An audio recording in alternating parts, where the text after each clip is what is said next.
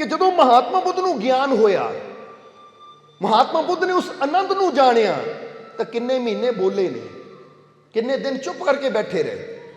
तो फिर अंदरों ही परमात्मा की आवाज़ आई कि बई हुण उठ और संसार की तरफ जा, संसार नूं समझा। तो महात्मा बुद्ध ने कहा, हे प्रभु, हे परमात्मा, मैनू संसार की लोड़ नहीं है, मेरिया सारिया इच्छावां ही खत्म हो गई। क्योंकि इत्थे भी दसना चाहांगे कि महात्मा बुद्ध नूं किसी ने पूछा सी मोक्ष की है, मुक्ति की है, तो महात्मा बुद्ध कहते जदों तेरे अंदर दियां सारिया इच्छावां खत्म हो जाण, समझ लै उही मोक्ष है, उही मुक्ति है। जदों कोई अंदर इच्छा रवे ही ना, ये महात्मा बुद्ध की बाणी है। वो कहते मेरी इच्छा ही खत्म हो गई, इस करके संसार की तरफ तो वह जाता है जिहदी कोई इच्छा होवे, कोई चाहत होवे। इस लिए है मेरे प्रभु, मैं वो आनंद नूं पा लिया कि हुण कोई इच्छा है ही नहीं, इसलिए मैनूं नहीं लगता मैनूं किते जाण की लोड़ है। तो उस वेले अंदरों आवाज़ आई प्रभु की, परमात्मा की, कि ठीक है तैनूं संसार की लोड़ नहीं है, तैनूं संसार की कोई इच्छा नहीं है, कोई जरूरत नहीं है, लोड़ नहीं है, पर यह संसार नूं तेरी लोड़ है। समझ लियो कि नहीं? इस संसार नूं तेरी लोड़ है। और किहड़ी लोड़ है? कि जिस आनंद नूं तू जानिया है, जिस शांति नूं तू पाया है, जिस खुशी नूं अपने अंदर महसूस किया है, हुण ये लोड़ है इस संसार नूं, ताकि संसार नूं दिशा दिखावे, दसे कि वो आनंद तक किदां पहुंचिया जाता है, वो आनंद नूं किदां पाया जाता है।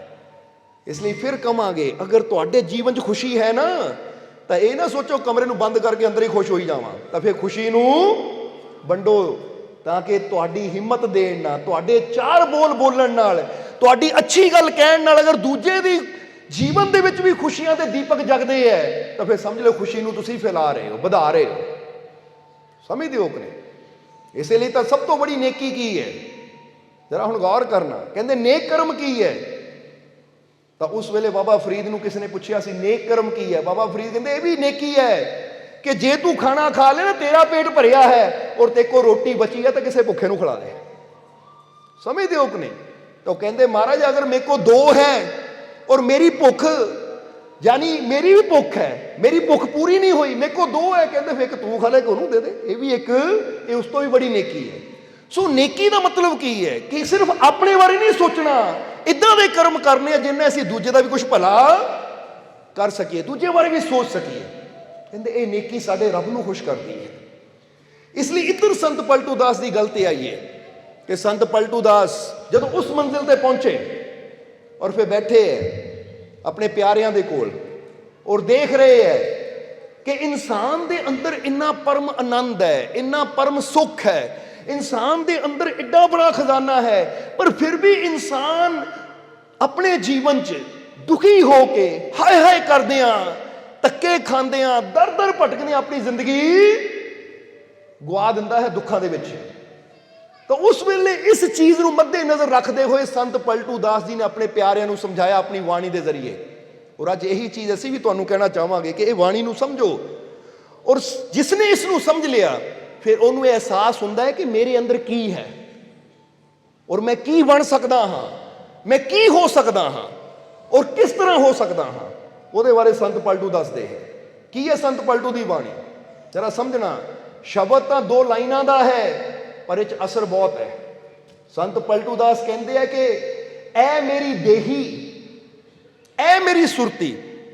हुण इत्थे फिर कहना चाहांगे कि जदों संत कोई भी गल समझाते हैं, जिक्र अपना करते हैं पर इशारा वो सानू समझाण नूं करते हैं। समझदे हो कि नहीं? क्योंकि दुखी कौन है, परेशान क्यों है?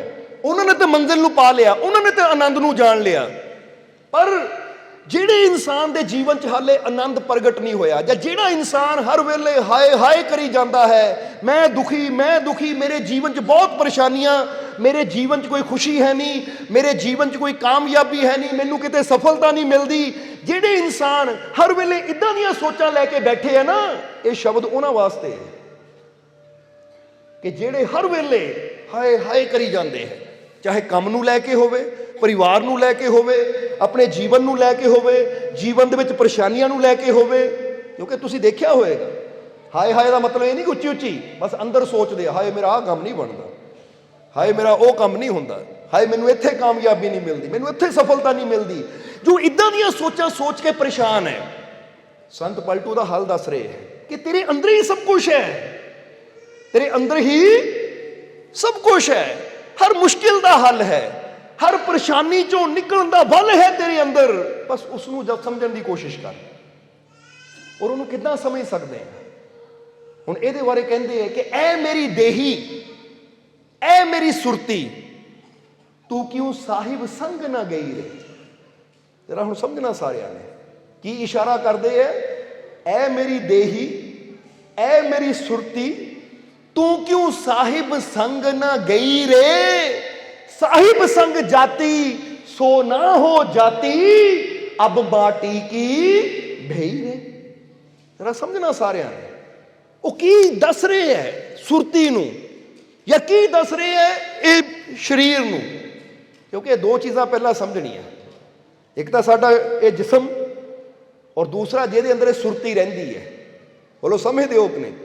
इसलिए इत्थे मौलाना रूमी दी एक गल कहनी चाहांगे कि ये सूफी फकीर मौलाना रूमी अपने कलाम के अंदर एक बड़ी प्यारी गल दसदे है, और ये गल अगर असीं समझ लईए तो सानू भी ये जिंदगी का राज पता चल जाएगा कि परमात्मा ने शक्ति रखी कित्थे है। सो मौलाना रूमी अपनी वाणी च एक जगह बड़ा प्यारा दसदे है। वो कहते उस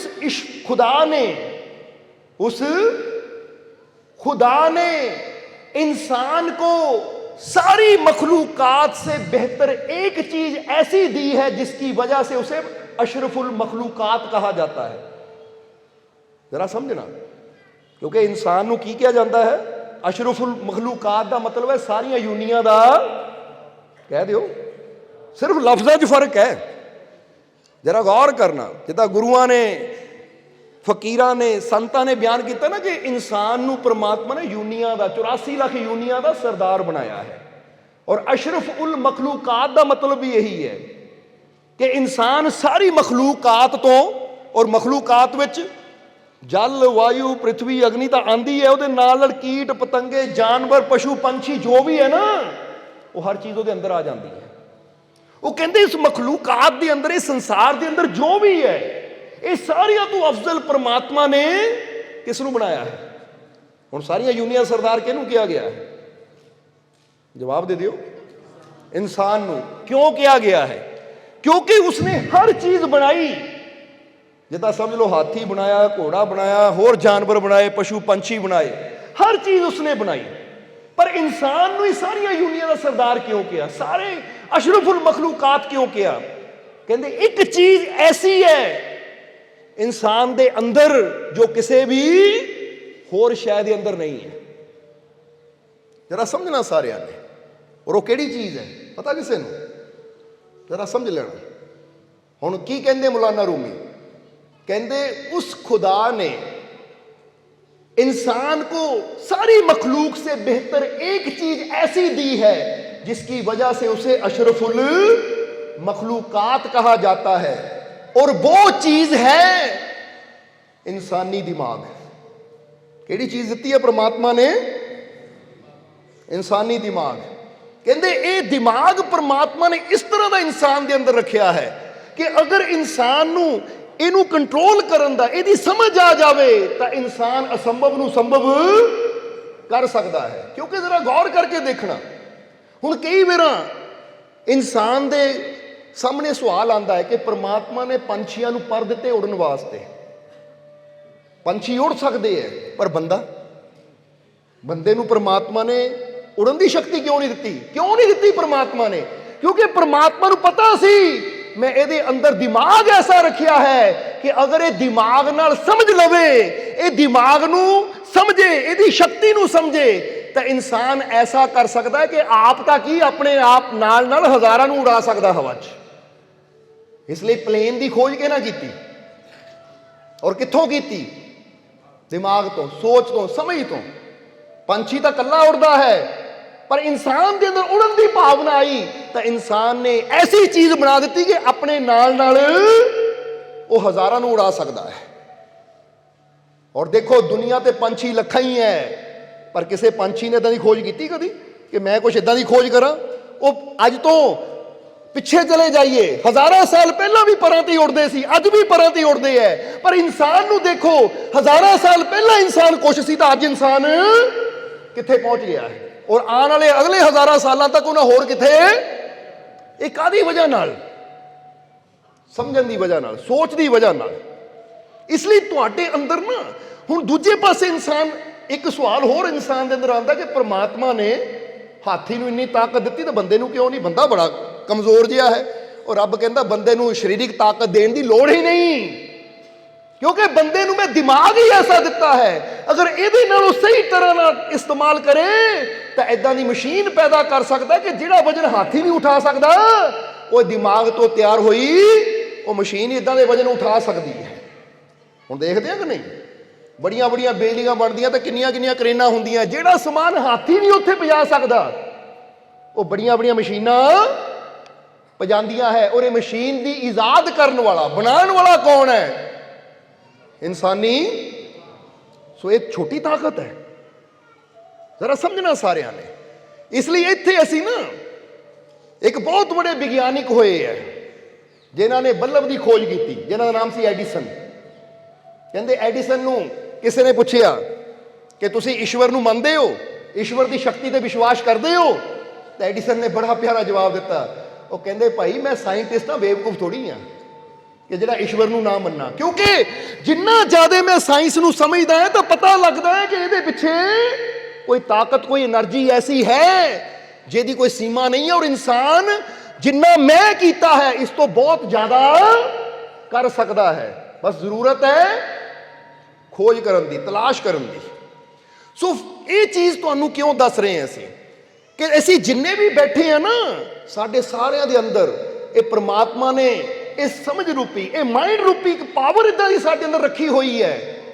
ਪਰ ਹੁਣ ਹਰ ਕੋਈ ਇਸ ਪਾਵਰ ਦਾ, ਇਸ ਸ਼ਕਤੀ ਦਾ ਇਸਤੇਮਾਲ ਕਿਉਂ ਨਹੀਂ ਕਰ ਪਾਉਂਦਾ? ਕਾਰਨ ਕੀ ਹੈ? ਕਾਰਨ ਪਤਾ ਉਹਦਾ ਕੀ ਹੈ? ਉਹਦਾ ਕਾਰਨ ਇਹ ਹੈ ਕਿ ਜਿਸ ਤਰ੍ਹਾਂ ਇੱਥੇ ਦੱਸਣਾ ਚਾਹਾਂਗੇ ਕਿ ਕਹਿੰਦੇ ਹੈ ਕਿ ਇਨਸਾਨ ਦਾ ਔਰ ਪ੍ਰਮਾਤਮਾ ਦਾ ਰਿਸ਼ਤਾ ਸੂਰਜ ਔਰ ਧਰਤੀ ਦੀ ਤਰ੍ਹਾਂ ਹੈ। ਬੋਲੋ ਸਮਝਦੇ ਹੋ ਕਿ ਨਹੀਂ? ਇਨਸਾਨ ਦਾ ਔਰ ਪ੍ਰਮਾਤਮਾ ਦਾ ਰਿਸ਼ਤਾ ਸੂਰਜ ਔਰ ਧਰਤੀ ਦੀ ਤਰ੍ਹਾਂ ਹੈ। ਔਰ ਜਦ ਵੀ ਇਹਨਾਂ ਦੇ ਦਰਮਿਆਨ ਸ਼ੰਕਾ ਆ ਜਾਂਦੀ ਹੈ ਤਾਂ ਧਰਤੀ ਨੂੰ ਗ੍ਰਹਿਣ ਲੱਗਦਾ ਹੀ ਲੱਗਦਾ ਹੈ। ਕੀ ਹੁੰਦਾ ਹੈ? ਗ੍ਰਹਿਣ ਕਦੋਂ ਲੱਗਦਾ ਹੈ? ਧਰਤੀ ਦੇ ਖੜਿਆਂ ਨੂੰ ਸਾਨੂੰ ਕਦੋਂ ਲੱਗਦਾ ਹੈ ਸੂਰਜ ਨੂੰ ਗ੍ਰਹਿਣ ਲੱਗ ਗਿਆ? ਜਦੋਂ ਵਿੱਚ ਤੀਸਰਾ ਆ ਜਾਂਦਾ ਹੈ, ਤੀਸਰਾ ਯਾਨੀ ਚੰਦਰਮਾ ਵਿੱਚ ਆ ਜਾਂਦਾ ਹੈ ਤਾਂ ਸਾਨੂੰ ਲੱਗਦਾ ਸੂਰਜ ਨੂੰ। ਸਾਇੰਸ ਪੜ੍ਹਦੇ ਹੋ ਨਾ ਤੁਸੀਂ, ਇਸ ਲਈ ਕਹਿੰਦੇ ਕਿ ਧਰਤੀ ਯਾਨੀ ਇਨਸਾਨ ਜੋ ਮਿੱਟੀ ਤੋਂ ਬਣਿਆ ਹੈ, ਔਰ ਸੂਰਜ ਯਾਨੀ ਨੂਰ, ਪ੍ਰਕਾਸ਼, ਉਹ ਪ੍ਰਮਾਤਮਾ। ਇਨਸਾਨ ਔਰ परमात्मा रिश्ता सूरज और धरती की तरह है। जो तीसरा यानी शंका विच आ जाती है तो इंसान के जीवन च दुखों का ग्रहण लगना ही लगना है। और अगर असी चाहते हैं कि साडे जीवन च दुखों का ग्रहण ना लगे तो फिर कभी कहते शंका नूं विच ना आण दो, हमेशा विश्वास नाल भरपूर रहो। इसलिए इंसान के अंदर जो परमात्मा ने एडी बड़ी शक्ति दिमाग रखा होया है, ये दिमाग की शक्ति उदों घटती चली जाती है जदों असी शंका दे नाल भर जाते हैं, जदों असी बेविश्वासी रखते हैं अपने अंदर। तुसी कोई भी काम है ना, अगर तुसी सोचते हो बहुत औखा है मैं नहीं कर सकता, तो तुहाडा दिमाग की मन लैंदा है औखा है नहीं कर सकते, तो फिर इंसान की पावर घटनी शुरू हो जाती है। जिदा इत्थे सानूं एक बड़ा प्यारा किस्सा याद आ गया अकबर बीरबल के जीवन का, कि बीरबल और अकबर, क्योंकि बीरबल भी किते ना किते चीज़ समझते सी कि इंसान की जैसी बुद्धि हुंदी है, जैसी सोच हुंदी है, इंसान नूं मिलदा भी वैसा है। और यही गल एक दिन बीरबल अकबर के दरबार च दस रहे सी कि महाराज इंसान बहुत कुछ कर सकता है, पर इंसान की जिहड़ी सोच हुंदी ना मेरे तो नहीं होना, मैं नहीं कर सकता, या इंसान का डर ही इंसान नूं ओह करन नहीं दिंदा। नहीं तो इंसान के अंदर बड़ी समर्था है, बड़ी ताकत है कि इंसान जो चाहे वो हासिल कर सकता है। अकबर ने कहा बीरबल ये कितना हो सकता है कि इंसान का डर या इंसान की सोच रोके? तो बीरबल कहता महाराज मैनू मौका दो, मैं साबित करके दस दिंदा। बोलो समझ दो कि नहीं? तो साबित की करना सी? एक दिन बादशाह के ਜਿੱਥੇ ਮਹਿਲ ਸੀ ਨਾ, ਉਹਦੇ 'ਚ ਇੱਕ ਬਾਗ ਸੀ ਜਿੱਥੇ ਬਾਦਸ਼ਾਹ ਸੈਰ ਕਰਦਾ ਹੁੰਦਾ ਸੀ। ਜਦੋਂ ਵੀ ਟਾਈਮ ਲੱਗਾ ਸਵੇਰ ਨੂੰ ਜਾਂ ਸ਼ਾਮ ਨੂੰ ਨਾ ਚਲੇ ਜਾਣਾ। ਇੱਦਾਂ ਇਹ ਗੱਲ ਨੂੰ ਕੁਛ ਦਿਨ ਬੀਤੇ ਤਾਂ ਬਾਦਸ਼ਾਹ ਇੱਕ ਦਿਨ ਆਪਣੇ ਨਾ ਮਹਿਲ ਦੇ ਬਾਗ 'ਚ ਸੈਰ ਕਰ ਰਿਹਾ ਸੀ। ਬੀਰਬਲ ਵੀ ਨਾਲ ਸੀ। ਅਚਾਨਕ ਬੀਰਬਲ ਦਾ ਧਿਆਨ ਗਿਆ ਕਿ ਬਾਗ ਦੇ ਵਿੱਚ ਇੱਕ ਪੇੜ ਹੈ। ਪੇੜ ਥੱਲਿਓਂ ਸਿੱਧਾ ਹੈ ਔਰ ਉੱਪਰ ਜਾ ਕੇ ਸ਼ਾਖਾਵਾਂ ਹੈ ਔਰ ਉਹਦੇ ਉੱਪਰ ਇੱਕ ਫਲ ਲੱਗਾ ਹੋਇਆ ਹੈ। ਉਹਦੇ ਉੱਪਰ ਇੱਕ ਫਲ ਲੱਗਾ ਹੋਇਆ ਹੈ। ਹੁਣ ਫਲ ਲੱਗਾ ਹੈ ਔਰ ਥੱਲਿਓਂ ਪੇੜ ਬਿਲਕੁਲ ਜਿੱਦਾਂ ਕਈਆਂ ਦੀਆਂ ਟਹਿਣੀਆਂ ਥੱਲੇ ਥੱਲੇ ਹੁੰਦੀਆਂ, ਬੰਦਾ ਫੜ ਕੇ ਚੜ੍ਹ ਸਕਦਾ ਹੈ, ਪਰ ਉਹ ਥੱਲਿਓਂ ਸਿੱਧਾ ਸੀ ਕਿ ਫੜਨ ਨੂੰ ਕੋਈ ਸਪੋਰਟ ਨਹੀਂ ਸੀ ਔਰ ਉੱਪਰ ਫਲ ਲੱਗਾ, ਟਹਿਣੀਆਂ ਉੱਪਰ ਜਾ ਕੇ ਸੀ ਤਾਂ ਪੇੜ ਵੀ ਕਾਫੀ ਉੱਚਾ। ਤਾਂ ਬੀਰਬਲ ਨੂੰ ਯਾਦ ਆਇਆ ਕਿ ਬਾਦਸ਼ਾਹ ਨੇ 3-4 ਦਿਨ ਪਹਿਲਾਂ ਸਵਾਲ ਪੁੱਛਿਆ ਸੀ ਜਾਂ ਗੱਲ ਕਿਹਾ ਸੀ ਕਿ ਬੀਰਬਲ ਸਾਬਿਤ ਕਰਕੇ ਦਿਖਾ। ਅੱਜ ਮੌਕਾ ਆ ਗਿਆ ਸਾਬਿਤ ਕਰਨ ਦਾ। ਤਾਂ ਉਸ ਲਈ ਬੀਰਬਲ ਨੇ ਉਸ ਪੇੜ ਦੇ ਕੋਲ ਜਾ ਕੇ ਬਾਦਸ਼ਾਹ ਨੂੰ ਅਰਜ਼ ਕੀਤੀ ਕਿ ਮਹਾਰਾਜ ਤੁਹਾਨੂੰ ਯਾਦ ਹੈ ਮੈਂ ਕਿਹਾ ਸੀਗਾ ਕਿ ਇਨਸਾਨ ਦੇ ਅੰਦਰ ਬੜੀ ਸ਼ਕਤੀ ਹੈ, ਇਨਸਾਨ ਸਭ ਕੁਝ ਹਾਸਿਲ ਕਰ ਸਕਦਾ ਹੈ, ਪਰ ਇਨਸਾਨ ਦਾ ਡਰ ਜਾਂ ਇਨਸਾਨ ਦੀ ਜਿਹੜੀ ਸੋਚ ਹੁੰਦੀ ਹੈ ਨਾ, ਉਹੀ ਇਨਸਾਨ ਨੂੰ ਉਸ ਮੰਜ਼ਿਲ ਤੱਕ ਪਹੁੰਚਣ ਨਹੀਂ ਦਿੰਦੀ। ਸੋ ਮਹਾਰਾਜ ਤੁਸੀਂ ਕਹੇ ਸਾਬਿਤ ਕਰਕੇ ਦਿਖਾ। ਅੱਜ ਵਕਤ ਆ ਗਿਆ ਸਾਬਿਤ ਕਰਨ ਦਾ। ਬਾਦਸ਼ਾਹ ਕਹਿੰਦਾ ਕਰ ਫੇ। ਕਹਿੰਦਾ ਮਹਾਰਾਜ ਕਿਸੇ ਸੈਨਿਕ ਨੂੰ ਬੁਲਾਓ, ਕਿਸੇ ਸੈਨਿਕ ਨੂੰ ਬੁਲਾਓ ਜਿਹਨੂੰ ਪੇੜ ਤੇ ਚੜ੍ਹਨਾ ਨਾ ਆਉਂਦਾ ਹੋਵੇ, ਨਾਲ ਸ਼ਰਤ ਵੀ ਰੱਖੀ। ਤਾਂ ਬਾਦਸ਼ਾਹ ਨੇ ਪੁੱਛਿਆ ਹੈ ਕੋਈ ਸੈਨਿਕ ਜਿਹੜਾ ਕਦੀ ਪੇੜ ਤੇ ਨਾ ਚੜ੍ਹਿਆ ਹੋਵੇ? ਤਾਂ ਉਸ ਵੇਲੇ ਸਾਰੇ ਕਹਿੰਦੇ ਮਹਾਰਾਜ ਬਚਪਨ 'ਚ ਚੜ੍ਹ ਜੀਦਾ ਸੀ ਮਾੜੇ ਮਾੜੇ ਛੋਟੇ ਛੋਟੇ ਪੌਦਿਆਂ ਤੇ ਪੇੜਾਂ ਤੇ ਖੇਲਣ ਵਾਸਤੇ, ਪਰ ਹੁਣ ਤਾਂ ਕਈ ਸਾਲ ਹੋ ਗਏ ਚੜ੍ਹੇ ਨਹੀਂ। ਇੱਕ ਬੰਦਾ ਚੁਣਿਆ, ਕਹਿੰਦੇ ਅੱਗੇ ਆ। ਫਿਰ ਬੀਰਬਲ ਨੇ ਕਿਹਾ ਉਹ ਸਾਹਮਣੇ ਪੇੜ ਤੇ ਫਲ ਨਜ਼ਰ ਆਉਂਦਾ ਹੈ, ਬਿਨਾਂ ਕਿਸੇ ਸਹਾਰੇ ਤੋਂ ਆਪਣੇ ਆਪ ਤੋਂ ਇਸ ਪੇੜ ਤੇ ਚੜ੍ਹ ਕੇ ਫਲ ਤੋੜਨਾ ਹੈ। ਤਾਂ ਉਹਨਾਂ ਜਦੋਂ ਦੇਖਿਆ ਥੱਲਿਓਂ ਤਣਾ ਸਿੱਧਾ ਹੈ, 1-2 ਵਾਰ ਕੋਸ਼ਿਸ਼ ਕੀਤੀ ਚੜ੍ਹਨ ਦੀ ਪਰ ਹੱਥ ਨਹੀਂ ਪਕੜਨ ਨੂੰ, ਇਸ ਕਰਕੇ ਫਿਸਲ ਜਾਂਦਾ ਹੈ। ਉਹ ਕਹਿੰਦਾ ਮਹਾਰਾਜ ਬੜਾ ਔਖਾ ਹੈ ਕਿਉਂਕਿ ਪਹਿਲਾਂ ਤਣਾ ਹੀ 8-10 ਫੁੱਟ ਦਾ ਹੈ, 8-10 ਫੁੱਟ ਦੀ ਉਚਾਈ ਤੱਕ ਇੱਦਾਂ ਚੜ੍ਹਨਾ ਕੁਝ ਪਕੜਨ ਨੂੰ ਵੀ ਨਹੀਂ ਹੈ, ਬੜਾ ਔਖਾ ਹੈ, ਮੈਂ ਫਿਸਲ ਜਾਂਦਾ ਹਾਂ, ਸੋ ਬੜਾ ਮੁਸ਼ਕਿਲ ਹੈ। 1-2 ਵਾਰ ਜਦੋਂ ਉਹਨਾਂ ਕੋਸ਼ਿਸ਼ ਕੀਤੀ, ਉਹ ਕਹਿੰਦਾ ਬੜਾ ਮੁਸ਼ਕਿਲ ਹੈ, ਅਸੰਭਵ ਹੈ, ਨਹੀਂ ਹੋ ਸਕਦਾ। ਤਾਂ ਅਕਬਰ ਵੀ ਕਹਿੰਦਾ ਬੀਰਬਲ ਦੇਖ ਕੇ ਇਹਨੂੰ ਲੱਗਦਾ ਹੈ ਇਹ ਤੋਂ ਪੇੜ ਤੇ ਕਿੱਥੇ ਚੜ੍ਹ ਹੋਣਾ ਹੈ, ਇਹ ਤੋਂ ਪੇੜ ਤੇ ਕਿੱਥੇ ਚੜ੍ਹ ਹੋਣਾ ਹੈ, ਅਸੰਭਵ ਹੈ, ਉਹ ਨਹੀਂ ਹੋਣਾ, ਇਹਨੂੰ ਦੇਖ ਕੇ ਲੱਗਦਾ ਹੈ। ਔਰ ਜੇ ਮੈਂ ਵੀ ਕੋਸ਼ਿਸ਼ ਕਰਾਂ ਮੈਂ ਬਾਦਸ਼ਾਹ, ਮੇਰੇ ਤੋਂ ਵੀ ਨਹੀਂ ਹੋਣਾ ਕਿਉਂਕਿ ਗੱਲ ਹੀ ਅਸੰਭਵ ਹੈ। ਤਾਂ ਬੀਰਬਲ ਕਹਿੰਦੇ ਮਹਾਰਾਜ ਅਸੰਭਵ ਕੁਛ ਨਹੀਂ ਹੈ, ਤੁਸੀਂ ਦੇਖਣਾ ਚਾਹੁੰਦੇ ਇਹਨੂੰ ਕਰਦੇ ਨੂੰ? ਬਾਦਸ਼ਾਹ ਕਹਿੰਦਾ ਦੇਖਣਾ ਤਾਂ ਮੈਂ ਚਾਹੁੰਦਾ ਪਰ ਹੋਣਾ ਨਹੀਂ ਹੈ ਇਹ ਤੋਂ। ਕਹਿੰਦੇ ਫਿਰ ਲਓ ਮਹਾਰਾਜ ਜੋ ਮੈਂ ਹੁਣ ਹੁਕਮ ਦੇਣਾ, ਤੁਸੀਂ ਜੋ ਮੈਂ ਕਹਿਣਾ ਹੈ ਤੁਸੀਂ ਹੁਕਮ ਕਰੋਗੇ ਤਾਂ ਫਿਰ ਹੋ ਜਾਏਗਾ। ਬਾਦਸ਼ਾਹ ਕਹਿੰਦਾ ਦੱਸ ਕੀ ਕਹਿਣਾ ਹੈ? ਕਹਿੰਦੇ ਇੱਕ ਸੈਨਿਕ ਨੂੰ ਕਹੋ ਕਿ ਨੰਗੀ ਤਲਵਾਰ ਲੈ ਲਾ, ਅਸੀਂ ਬਾਗ ਦਾ ਚੱਕਰ ਲਗਾ ਕੇ ਆਂਦੇ ਆ, ਜੇ ਸਾਡੇ ਵਾਪਸ ਆਉਣ ਤੱਕ ਇਹਨੇ ਫਲ ਨਾ ਤੋੜਿਆ ਇਹਦੀ ਗਰਦਨ ਕੱਟ ਦੇ। ਕੀ ਹੋਇਆ ਸੋਚੋ ਜ਼ਰਾ, ਕਿ ਜਿਹਨੇ 3-4 ਵਾਰ ਕੋਸ਼ਿਸ਼ ਕੀਤੀ ਨਹੀਂ ਚੜ੍ਹ ਹੁੰਦਾ, ਕਿ ਬਾਗ ਦਾ ਚੱਕਰ ਜਿੱਦਾਂ ਸਮਝ ਲਓ ਅੱਧੇ ਪੌਣੇ ਘੰਟੇ ਅੰਦਰ ਬਾਗ ਦਾ ਚੱਕਰ ਲੱਗਣਾ ਹੈ, ਔਰ ਸਾਡੇ ਵਾਪਸ ਆਉਣ ਤੱਕ ਅਗਰ ਇਹਨਾਂ ਫਲ ਨਾ ਤੋੜਿਆ ਤੇ ਇਹਦੀ ਗਰਦਨ ਕੱਟ ਦੇਈ। ਬਾਦਸ਼ਾਹ ਇਹ ਤੁਸੀਂ ਕਹੋ ਕਿ ਮੇਰਾ ਹੁਕਮ ਹੈ। ਬਾਦਸ਼ਾਹ ਨੇ ਕਿਹਾ ਹੋ ਜਾਏ। ਕਹਿੰਦਾ ਤੁਸੀਂ ਹੁਕਮ ਤਾਂ ਕਰੋ ਔਰ ਸੱਚੀ ਕਰਨਾ ਹੈ, ਇਹ ਕੋਈ ਖੇਲ ਨਹੀਂ ਹੈ ਕਿਉਂਕਿ ਤੁਸੀਂ ਫਲ ਮੰਗਿਆ ਹੈ। ਔਰ ਜੇ ਸੈਨਿਕ ਤੁਹਾਡਾ ਦਿੱਤਾ ਫਲ ਨਹੀਂ, ਯਾਨੀ ਤੁਸੀਂ ਇਹਨੂੰ ਤਨਖਾਹ ਦਿੰਦੇ ਹੋ, ਸਭ ਕੁਝ ਕਰਦੇ ਹੋ, ਔਰ ਤੁਹਾਡੀ ਖਾਤਰ ਫਲ ਨਹੀਂ ਤੋੜ ਸਕਦਾ ਤਾਂ ਕੀ ਫਾਇਦਾ ਦੀ ਜ਼ਿੰਦਗੀ ਦਾ? ਬਾਦਸ਼ਾਹ ਕਹਿੰਦਾ ਗੱਲ ਤਾਂ ਸਹੀ ਹੈ, ਨਾਲੇ ਬੀਰਬਲ ਦੀ ਹਰ ਗੱਲ ਵਿੱਚ ਕੋਈ ਰਮਜ਼ ਹੁੰਦੀ, ਇਸ ਲਈ ਬਾਦਸ਼ਾਹ ਨੇ ਨਾ ਨੁੱਕਰ ਨਹੀਂ ਕੀਤੀ। ਦੂਜੇ ਸੈਨਿਕ ਨੂੰ ਕਿਹਾ ਤਲਵਾਰ ਕੱਢ ਔਰ ਅਸੀਂ ਚੱਕਰ ਲਾ ਕੇ ਆ ਰਹੇ ਵਾਪਸ, ਜੇ ਸਾਡੇ ਵਾਪਸ ਆਉਣ ਤੱਕ ਇਹ ਫਲ ਨਾ ਟੁੱਟਿਆ ਇਹਦੀ ਗਰਦਨ ਲਾ ਦੇ। ਕਹਿ ਕੇ ਅਕਬਰ ਬੀਰਬਲ ਚਲੇ ਗਏ। ਹੁਣ ਕੀ ਹੋਣਾ ਸੀ? ਉਹਨਾਂ ਬੈਠਾ ਰਹਿਣਾ ਸੀ ਹੱਥ ਰੱਖ ਕੇ? ਜਰਾ ਸੋਚੋ, ਜਵਾਬ ਦਿਓ। ਕਿਉਂਕਿ ਜਦੋਂ ਗੱਲ ਜਾਨ ਤੇ ਆ ਜਾਂਦੀ ਹੈ ਨਾ, ਫਿਰ ਇਨਸਾਨ ਆਪਣੀ ਹੱਦ ਪਾਰ ਕਰਕੇ ਆਪਣੀ ਜਾਨ ਨੂੰ ਬਚਾਉਣ ਦੀ ਕੋਸ਼ਿਸ਼ ਕਰਦਾ ਹੈ। ਹੁਣ ਕਹਿੰਦੇ ਆ ਅੱਧਾ ਪੌਣਾ ਘੰਟਾ, ਜਿੱਦਾਂ ਦੱਸਿਆ ਕਿ ਉਹਨਾਂ ਨੇ ਚੱਕਰ ਲਾ ਕੇ ਵਾਪਸ ਆਣਾ ਸੀ, ਪਰ ਜਦੋਂ ਚੱਕਰ ਲਾ ਕੇ ਵਾਪਸ ਆਏ ਤਾਂ ਕੀ ਦੇਖਿਆ? ਉਹ ਸੈਨਿਕ ਮੁਸਕਰਾ ਰਿਹਾ, ਹੱਥ 'ਚ ਫਲ ਹੈ, ਉਹਦੇ ਹੱਥ 'ਚ ਫਲ ਹੈ। ਤਾਂ ਬੀਰਬਲ ਨੇ ਦੂਰੋਂ ਦੇਖ ਕੇ ਕਹਿੰਦਾ ਮਹਾਰਾਜ ਤੁਸੀਂ ਕਹਿੰਦੇ ਅਸੰਭਵ ਹੈ, ਪਰ ਦੇਖੋ ਇਹਨਾਂ ਅਸੰਭਵ ਨੂੰ ਸੰਭਵ ਕੀਤਾ ਜਾਂ ਨਹੀਂ ਕੀਤਾ, ਸਮਝਦੇ ਹੋ ਕਿ ਨਹੀਂ? ਤਾਂ ਉਸ ਵੇਲੇ ਪੁੱਛਿਆ ਵੀ ਤੂੰ ਪਹਿਲਾਂ 3-4 ਵਾਰ ਕੋਸ਼ਿਸ਼ ਕੀਤੀ, ਤੂੰ ਕਹਿੰਦਾ ਹੋ ਹੀ ਨਹੀਂ ਸਕਦਾ, ਹੁਣ ਉਹ ਕਹਿੰਦਾ ਮਹਾਰਾਜ ਸੱਚ ਦੱਸਾਂ ਹੁਣ ਮੈਨੂੰ ਇਹ ਫਲ ਨਹੀਂ, ਮੈਨੂੰ ਤਾਂ ਜ਼ਿੰਦਗੀ ਲਟਕਦੀ ਨਜ਼ਰ ਆਉਂਦੀ ਸੀ, ਇਹ ਮੇਰੀ ਜ਼ਿੰਦਗੀ ਆ, ਨਾ ਫੜਿਆ ਤਾਂ ਮੈਂ ਮਰ ਗਿਆ। ਕਹਿੰਦਾ ਹੁਣ ਤਾਂ ਜਾਨ ਸੀ ਮੇਰੀ ਇੱਥੇ, ਇਸ ਕਰਕੇ ਹੁਣ ਮੈਂ ਪੂਰੀ ਜਾਨ ਲਗਾਈ, ਫਿਸਲਿਆ ਪਰ ਪੂਰੀ ਜਾਨ ਲਗਾ ਕੇ ਜੱਫਾ ਪਾ ਪਾ ਕੇ, ਜਿੱਦਾਂ ਬੰਦਾ ਕਹਿੰਦਾ ਨਾ ਇੱਕ ਬੱਚਾ ਲੱਤਾਂ ਨਾਲ ਬਾਹਾਂ ਨਾਲ ਚਿੰਬੜ ਜਾਂਦਾ ਆਪਣੀ ਮਾਂ ਨੂੰ ਜਾਂ ਬਾਪ ਨੂੰ, ਕਹਿੰਦਾ ਹੁਣ ਤਾਂ ਏਦਾਂ ਮੈਂ ਪਕੜ ਪਕੜ ਕੇ ਚੜ ਗਿਆ ਕਿ ਅੱਧਾ ਘੰਟਾ ਹੀ ਤੇਰੇ ਕੋਲ ਹੈ, ਨਹੀਂ ਤਾਂ ਮਰ ਜਾਣਾ ਤੂੰ। ਜਿਆਦਾ ਫਲ ਹੈ, ਜੇ ਫਲ ਨਾ ਟੁੱਟਿਆ ਤੇਰਾ ਸਿਰ ਟੁੱਟ ਜਾਣਾ ਹੈ, ਲਿੱਥ ਜਾਣਾ ਹੈ, ਬਚਾ ਲੈ ਇਹਨੂੰ, ਇਹ ਫਲ ਨਹੀਂ ਹੈ, ਇਹ ਤੇਰੀ ਜ਼ਿੰਦਗੀ ਹੈ। ਕਹਿੰਦਾ ਦੇਖੋ ਮੈਂ ਤੋੜ ਲਿਆ। ਤਾਂ ਉਸਲੇ ਵੀਰਬਲ ਨੇ ਕਿਹਾ ਦੇਖਿਆ ਮਹਾਰਾਜ ਜੋ ਚੀਜ਼ ਅਸੰਭਵ ਲੱਗਦੀ ਸੀ, ਸਿਰਫ ਲੱਗਦੀ ਸੀ, ਅਸੰਭਵ ਸੀਗੀ ਨਹੀਂ। ਕਿਉਂਕਿ ਮਾਈਂਡ ਕੀ ਮੰਨ ਕੇ ਬੈਠਦਾ ਹੈ, ਦਿਮਾਗ ਬੰਦੇ ਦਾ ਕੀ ਕਹਿੰਦਾ, ਬਹੁਤ ਮੁਸ਼ਕਿਲ ਹੈ, ਬਹੁਤ ਔਖਾ ਹੈ, ਇਹ ਕੰਮ ਨਹੀਂ ਹੋ ਸਕਦਾ। ਜਦੋਂ ਸੋਚ ਲਿਆ ਨਹੀਂ ਹੋ ਸਕਦਾ ਤਾਂ ਬੰਦਾ ਪੂਰੀ ਕੋਸ਼ਿਸ਼ ਕਰਦਾ ਹੀ ਨਹੀਂ। ਤਾਂ ਜੇ ਇਨਸਾਨ ਸੋਚ ਲਵੇ ਮੇਰੀ ਜ਼ਿੰਦਗੀ ਹੈ, ਇਹ ਮੇਰੀ ਜਾਨ ਹੈ, ਮੈਂ ਕਰਨਾ ਹੈ, ਤਾਂ ਜਦੋਂ ਕਰਨ ਦੀ ਠਾਣ ਲਵੇ ਤਾਂ ਫਿਰ ਨਾਮੁਮਕਿਨ ਵੀ ਮੁਮਕਿਨ ਹੋ ਜਾਂਦਾ है। वीडियो अच्छी लगी हो तो कृपया इसे शेयर जरूर करें।